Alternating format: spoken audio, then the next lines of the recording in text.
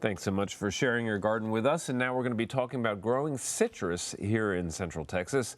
Michelle Pfeiffer from Green and Growing Nursery is in downtown Pflugerville. Always like saying that, is joining us. Thank you for being here, Michelle. I'm glad to be back. It's a pleasure having you back. You're one of our faves.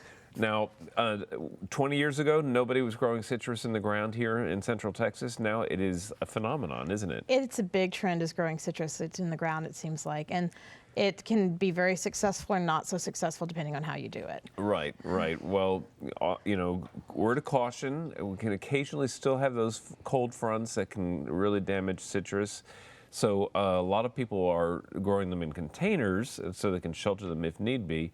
But the trend of growing them in the ground is very strong now, and a lot of them have survived for years and years. It's true, and especially there's more cold hardy citrus like your kumquats, Myers lemons, mandarin oranges are pretty safe to put in the ground in our areas. Less hardy ones like your grapefruits and pomelos and some of your limes are a little more risky, so it's just something you have to make a decision about. Well, let's concentrate on those that do well right now in Central Texas.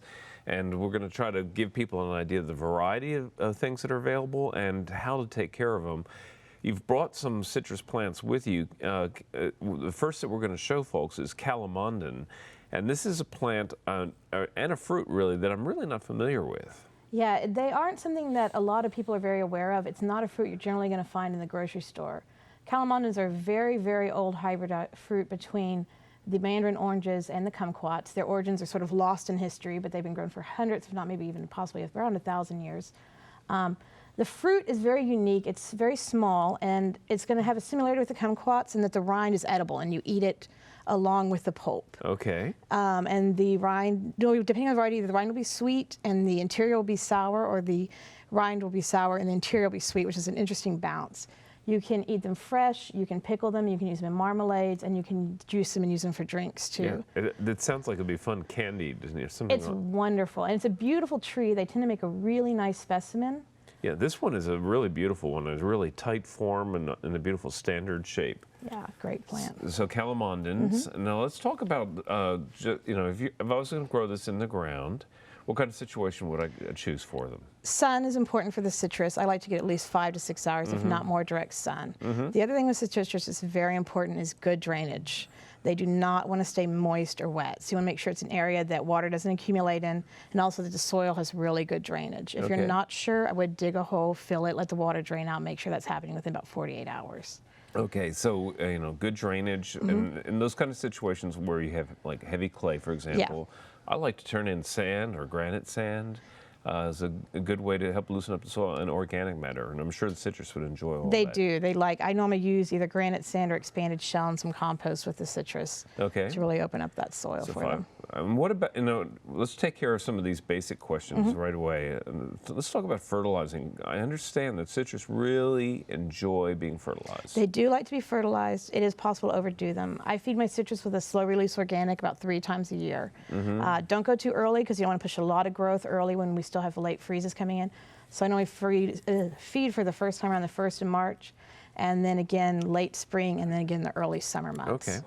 Okay, that makes sense to me. Let's look at the next one that you brought in, and this is a Myers lemon, and then again one of the ones that you're really recommending for our region. Yeah, the Myers are very cold hardy. They're actually very safe down into the teens once they're established. Do protect your younger trees for the first few years. We have any really hard extended freezes. Sure. But after that, they're great. The Myers are very fragrant flowers, which people love, and are very heavy bloomers. And they also have really delicious, high-quality fruit. It's very aromatic, very popular with cooks. Okay, yeah, well, they're one of the most popular lemons in the stores. They do have that really sweet quality to them, and they're just beautiful fruit as well, I think, to look at. They're super, very trendy right now with cooks and chefs. Right. And let's just spend a moment talking a little bit about growing these in containers. I've always grown my citrus in containers. I haven't tried them in the ground yet. How large a container? The plants that you've brought in here are in 5-gallon buckets. If I was going to take one of these home today and put it in a container, what would you recommend in terms of size and the soil medium? I would recommend stepping up the citrus somewhat gradually. They do have problems if they're overwatered, which is something I see most frequently with the citrus as far as problems that they do have comes from staying too wet. Normally from this size, I'll go up to in about a 16 to 18 inch container, which theoretically you can keep the citrus in for their whole lifespan, especially if you root prune every 3 years or so.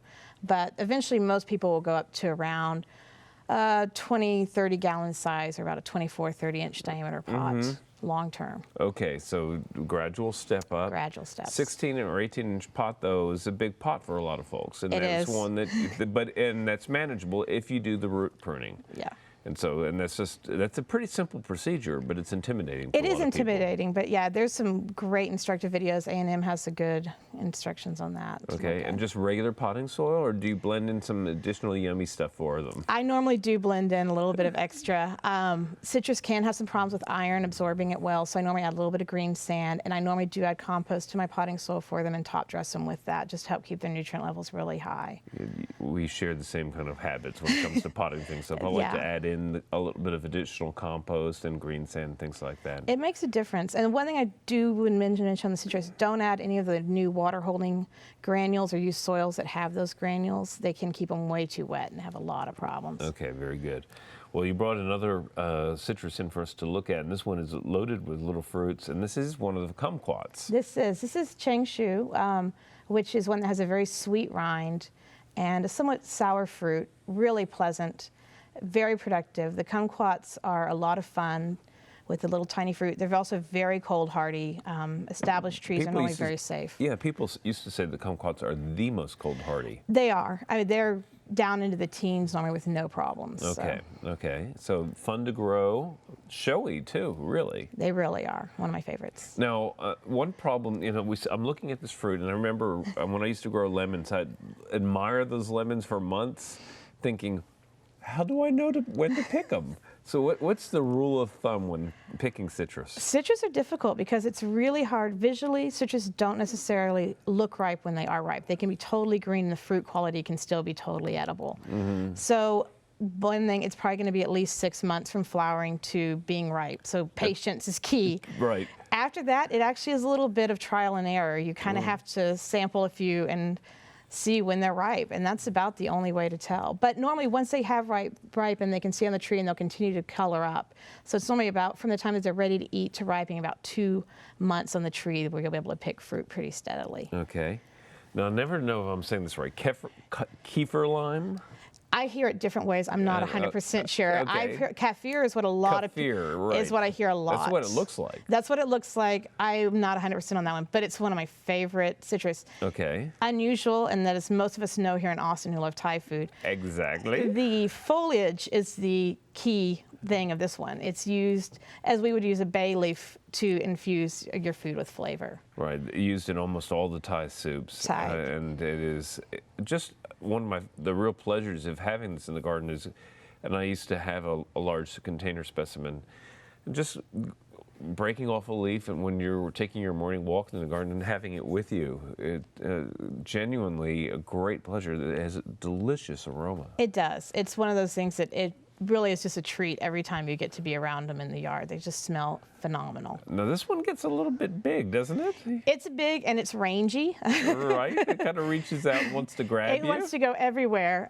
So this is not going to maybe suit people who want their trees very tight and tidy. Right. But if you like authentic Thai and Southeast Asian cooking, if you just love aromatics, if you like something unusual, it's a cool one to grow. Right. And it's very easy and very vigorous. And cold hardy too. Right? Pretty cold hardy, yeah. I mean, I would definitely protect them from colder temperatures, but they can take a lot of our light snaps without any issue. Yeah, and I had one in a container for years and years and years, never brought it inside. Yeah. Just kind of dragged it up against the house.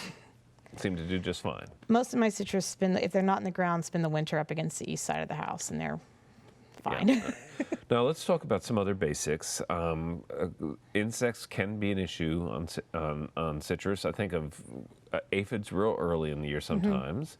But then there are also some caterpillars. But some of those caterpillars are good guys, right? Yeah, the caterpillar we most commonly see is a giant swallowtail. And it has a very distinctive larva, it looks like a bird dropping. And I normally leave them on my citrus. They do cause a lot of cosmetic damage, but my citrus recover really well. And it's an absolutely gorgeous butterfly and really unique larval stage, so I like it. Yeah. Who wants to mess with something that looks like bird droppings, right? You really don't. Clearly, it's meant to be there. Right. Okay. Well, and with the aphids, just easy to just wash them off with water, really. I really prefer to, also because it's normally when they're blooming, and I Yeah. don't want to damage my bee populations that are coming in. So I normally just rinse them off or just leave them alone, let the bugs come in. Well, Michelle, our time is up. You have done a terrific job of introducing us to growing citrus here in Central Texas. Some really cool plants and lots of good tips. Thanks so much. All right, thanks. Well, have a great spring out at Green and Growing in Pflugerville. And coming up next is our friend Daphne.